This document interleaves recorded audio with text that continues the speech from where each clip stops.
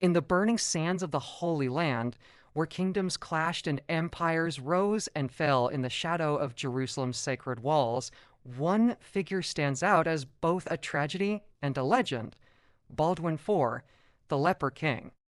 Imagine a young monarch struck down by one of history's most feared diseases, yet wielding more courage than entire armies combined. At just 13, Baldwin inherited the throne of Jerusalem, knowing his days were numbered, but also knowing that his every decision could shape the fate of Christendom itself. His reign was not just about crowns and castles, it was about resilience against impossible odds, the triumph of spirit over flesh, and the burden of carrying a kingdom on shoulders already weakened by pain.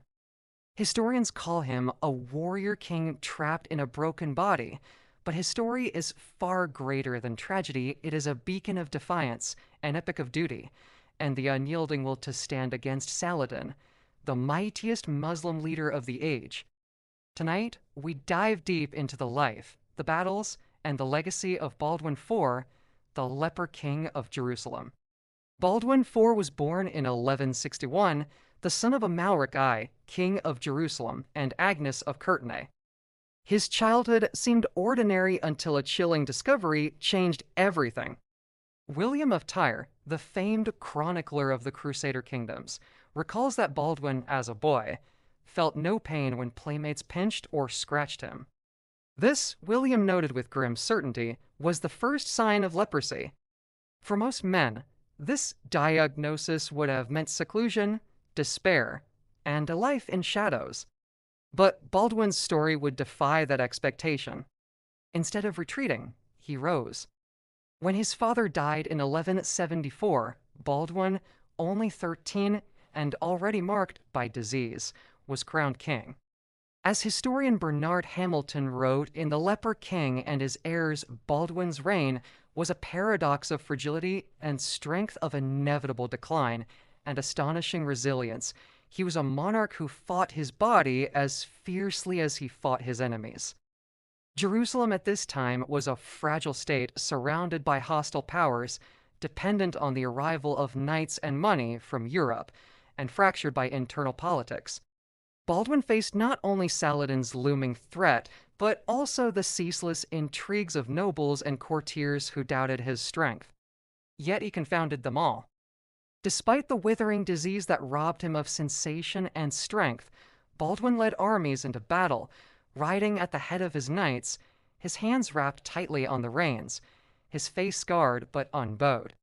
The chronicler Ernald described him as a king who, though struck by illness, inspired men by his courage more than by his sword. His presence alone was enough to galvanize the Crusaders, reminding them that if their leper king could ride to war, none had the right to falter.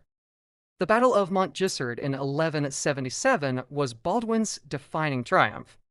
Saladin, already the most formidable general of his age, had invaded the kingdom with an army said to number over 26,000 men.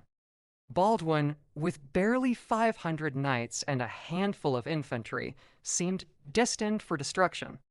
Yet, in a moment that would echo through the centuries, Baldwin led his forces to a miraculous victory. With a true cross held high before them, the Crusaders struck Saladin's vastly superior army, routing them in a battle so shocking that Muslim chroniclers themselves admitted its humiliation. Ibn al-Athir, an Islamic historian, later wrote, "Never before had Saladin suffered such a defeat. Baldwin's name became legend that day, not despite his leprosy, but because of it." As historian Steven Runciman observed in A History of the Crusades, it was as though God himself had raised the leper to shame the mighty. Yet Baldwin's victories came at a cost. His body continued to deteriorate, his hands curling into claws, his face disfigured, his vision failing. The disease that spared his mind slowly consumed his flesh. By his early 20s, Baldwin could no longer ride unaided. Still, he refused to surrender. He appointed regents when necessary, but he remained at the center of power, often carried into councils on a litter, issuing orders with clarity and resolve. His determination impressed even his rivals.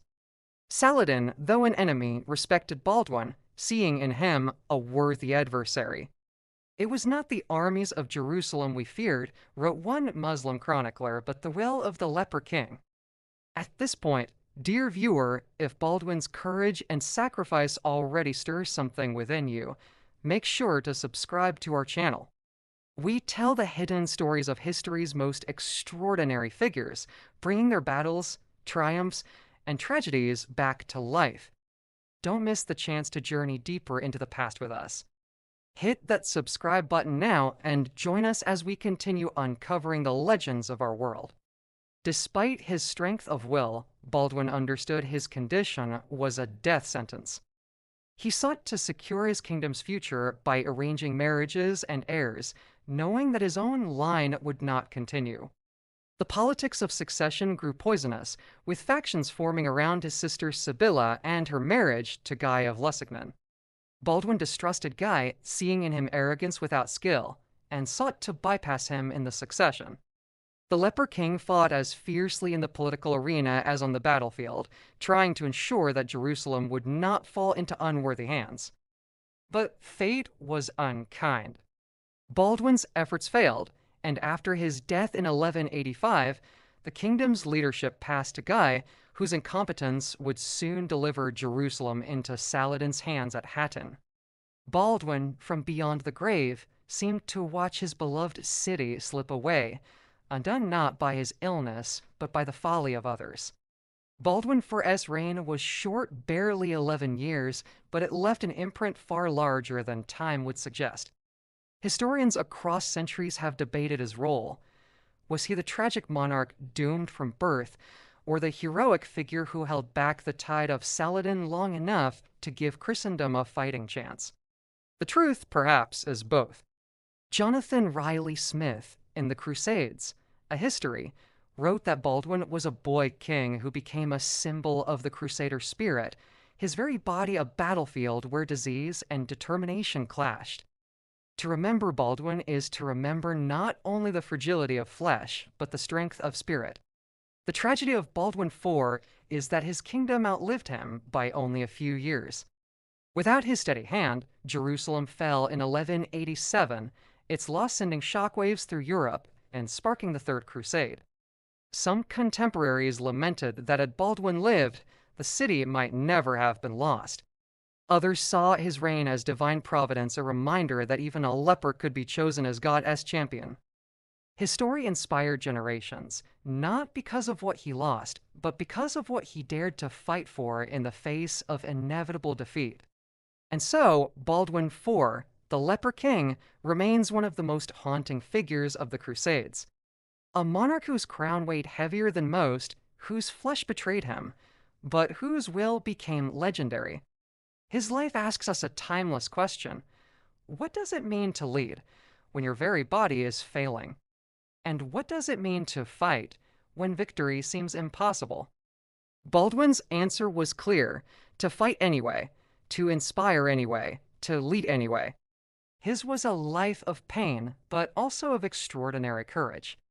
If you have come this far into his story, let Baldwin's spirit remind you of something eternal, that even in brokenness, there is greatness, and even in weakness, there is a strength that no enemy can conquer.